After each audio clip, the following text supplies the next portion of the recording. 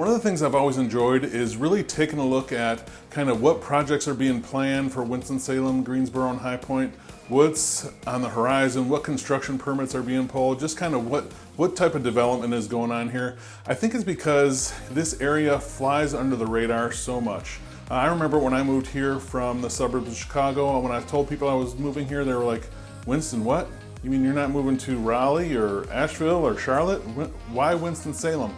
So I always felt like, it's maybe a little bit of an underdog thing, but I do love seeing the area grow. I love seeing what's coming, and there is a lot of exciting stuff going on. And actually, there was just an article in the Triad Business Journal. It was called Transforming the Triad, and that article discussed around 20 projects that are going on that are really going to reshape the area.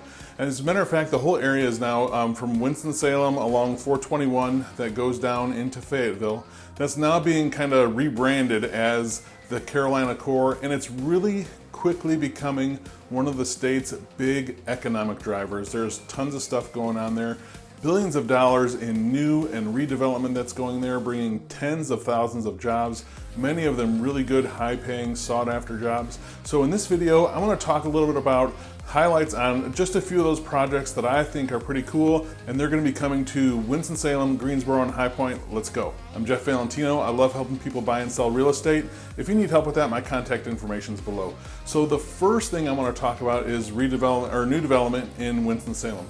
The Innovation Quarter in Winston-Salem is one of my favorite places to go, kind of hang out, be around Bailey Park. It's a big draw for medical and tech startups, and they're going to be doing an expansion onto that called Innovation Quarter 2 or IQ2.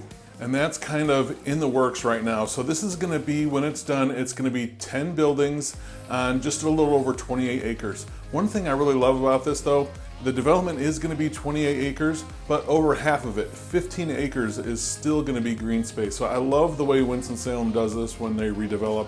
They still put a focus on green space and nice outdoor space. But the development itself is going to have just under 3 million square feet of clinical, lab, and office space. There are also plans there for 450 residential units. This is all going to be centered around full commons, a long linear park. It's going to be similar to Bailey Park, but it's going to be able to host larger scale activities there. Musical acts, art performances, a lot of outdoor activities for people in the city or just people coming to visit and things like that. IQ2 is going to keep Winston-Salem at the forefront. They're really making a solid effort, and this is going to help bring those tech startups, those medical companies and things like that here, and it's going to attract and keep a lot more young professionals and all the things that go along with that. Next, if we scoot on down to High Point, we'll talk a little bit about High Point University. They're moving forward with a really exciting plan that's going to transform the entire really High Point area, High Point downtown. They have a 10-year, $1 billion plan for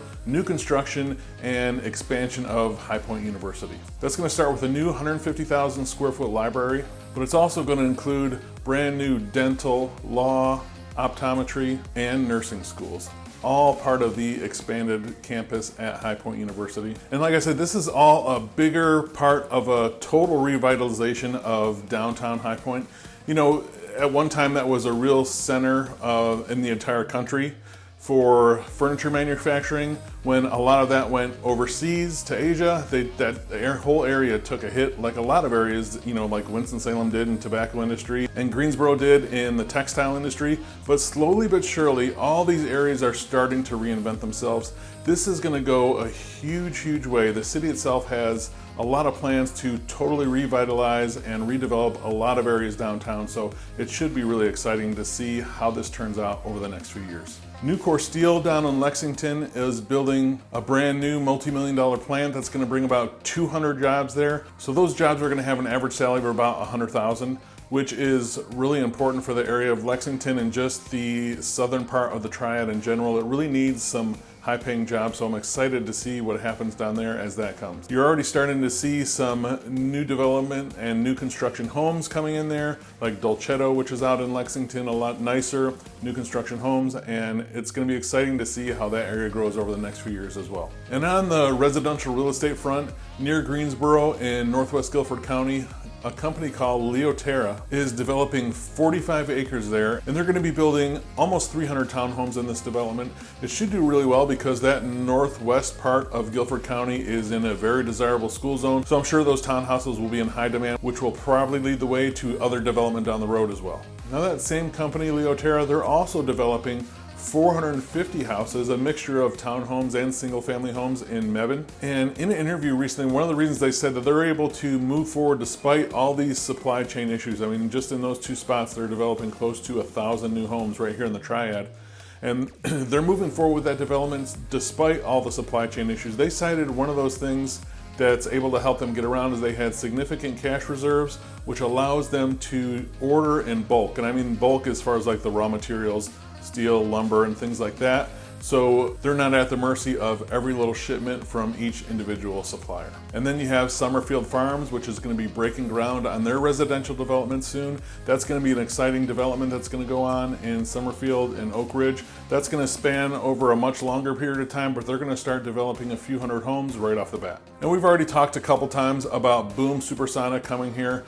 That factory alone is breaking ground right now, but there's also hundreds of other acres out there ready to be developed. There's already talks with a few different ancillary companies that will be coming out there and bringing more jobs just to support the Boom Supersonic factory. So there are going to be new housing developments that are going to look to be a very commutable distance from these airports. So there's already talks on some mixed-use development going on out there, a couple affordable housing, a couple luxury apartment complexes, and some mixed use between single-family and townhome developments going out there as well to give people homes that are going to be having all these jobs. The next few years in the Triad area, you know, Winston-Salem, Greensboro, and High Point are going to be really exciting to see how this area continues to develop and change, along with the whole Carolina core that they're calling it.